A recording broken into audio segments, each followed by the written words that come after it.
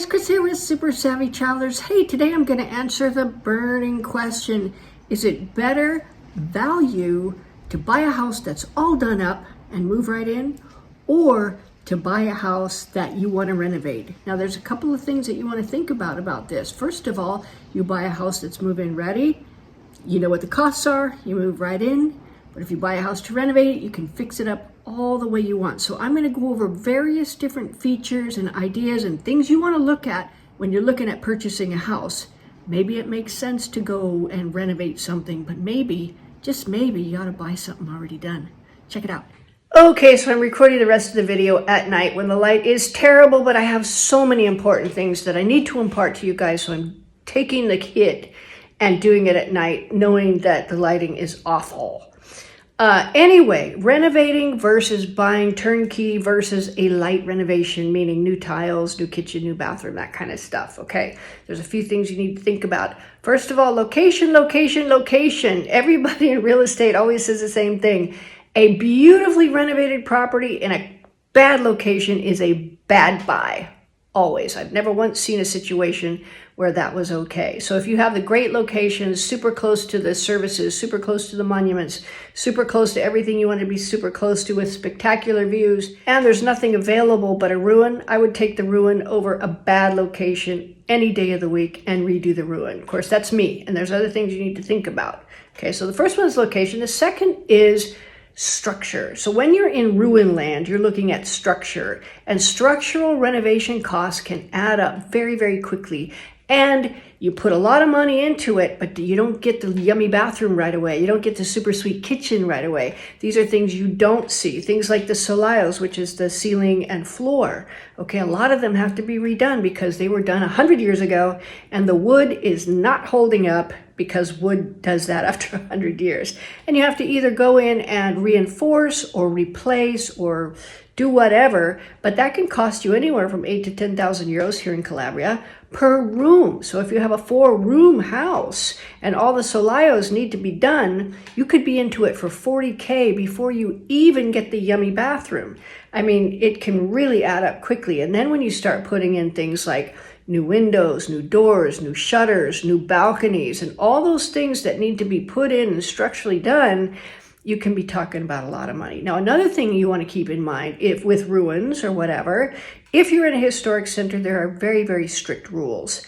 In our historic center here, when I work with Antonello, you cannot make the windows any wider than 20% wider than they already are.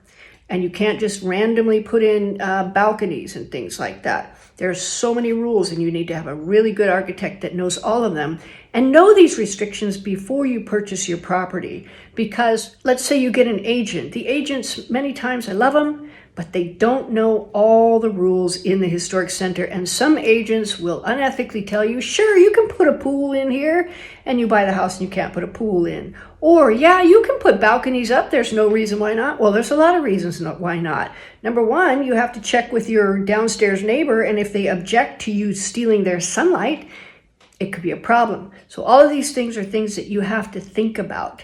Now, the other thing about ruin land is it takes a long time to renovate ruins. You've got to take it down to the, to the nubs and pretty much put them back up, So it's going to take time. And as you get older, time becomes more precious.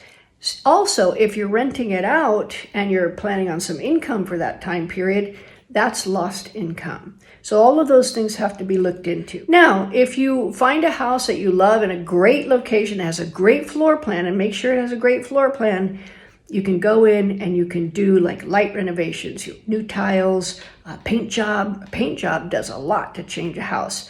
New bathroom, new kitchen. They're relatively inexpensive. Kitchens and bathrooms here are not that expensive to redo. So look at that with an eye towards those things when you buy your property. One of the things you want to look at in a turnkey property is what all has been done and what are the costs of the new finishes they put in.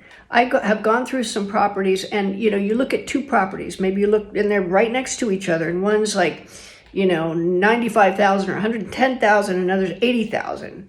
And it looks like you could go in and just do a light renovation in some of these older homes, and you might get something as good as the 110,000 for less. But you have to crunch the numbers, and you have to know a lot of these older homes, even when people were living in them and somebody just died and they sold the home, the electrics have to be done. They probably don't have heat and air conditioning. You're going to have to put all of that stuff in, and that cost. You just need to keep all that stuff in mind, because there are so many hidden costs that could really, really add up. To me, if I found a beautiful renovation and I added up the cost of the new windows, the new shutters, the new electrics, the new floors, the new everything, chances are that you might find that the renovated house is actually the much better value, because if you bought a house, even one that looks like it needs light renovation, some of them look like it, but they really need quite a lot, you could find that you would end up spending more on the light renovation house than the fully renovated house, and you would have missed out on all of the time that you could have been over there enjoying your beautifully renovated property while waiting for your renovations to be done. So all of these things are things you want to think about. There's other hidden costs in renovations that you don't think about too.